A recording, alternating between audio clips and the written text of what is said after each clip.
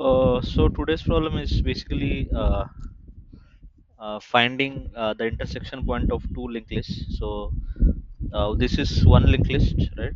And then this is the other linked list. So as you can clearly see, this is the intersection point. So how do I find it uh, I mean, without much delay? Let me directly get into the solution. So I'll give the intuition first, and then I'll just walk through the algorithm, and then finally I'll show you the code. So the intuition for the problem is, suppose what I do is I put one pointer here on the head of one linked list and the other pointer on the head of the other linked list, and then what I do is that I basically traverse this pointer uh, with a single traverse in each step. So what I do is that maybe let me I first move it here one step, then one step, and then one step, and once I find that the next step is null, I'll push it back to here, right, and then keep moving forward, right. So my so what will happen is they both will meet at here, right. They directly would both these pointers would meet here, right.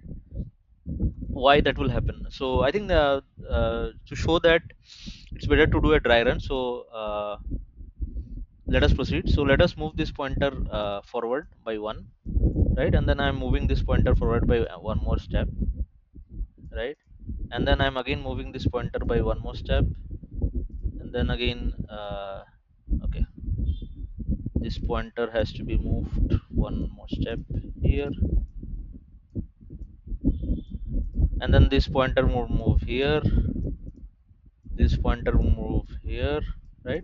This pointer sees a null next, so we'll reorient the pointer to the other head, which is here, right, and this pointer would keep on moving here, and then this pointer would move here, and then we see a null here for this, and then this pointer has to be reoriented, I mean reassigned to the other head, which is here, and then this pointer would move here in the next step, right, and then this pointer also will move here. So you can see that both these pointers using this approach coincide, and where both these pointers become equal is the place where we kind of break the loop of single iteration, and then we return that as the result. So why is this happening? So now the question is, why is this happening? This is happening because what are we doing exactly? So what we are basically, for this p pointer, we are traversing this length and then traversing this length, right, and then again traversing this length. So what are we doing? We are traversing x and y and z. We are traversing x, then we are traversing y, then we are traversing z, right.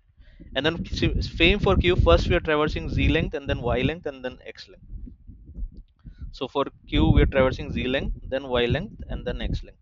Ultimately, if you add both of these three, we are traversing the same distance up till here, and until here both of these pointers would reach up till here, right. So because, see, for this q pointer, for example, if I traverse z, y, and then x, I'll reach here, and same in the case of v pointer.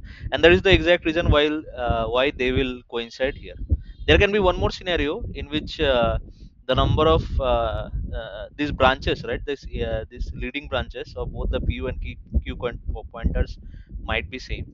So in that case too, they will intersect here, and then our condition will be satisfied. They will not go all the way around and go back to null and intersect. They will directly intersect here, because the length of these two branches are same, so we don't have to modify our code, right, for that.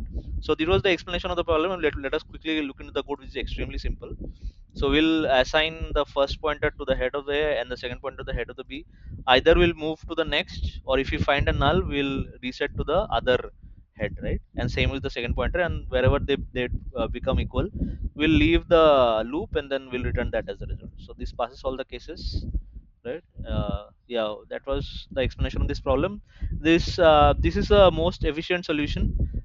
This looks very simple, but if you don't know this approach, it might take you a while to for you to come up with this approach in the interview, which may kill your time, and you might eventually end up not answering the question in the interview. So yeah, so it's good to know this approach. Hopefully you understood the problem. I'll see you in the next video. Thank you.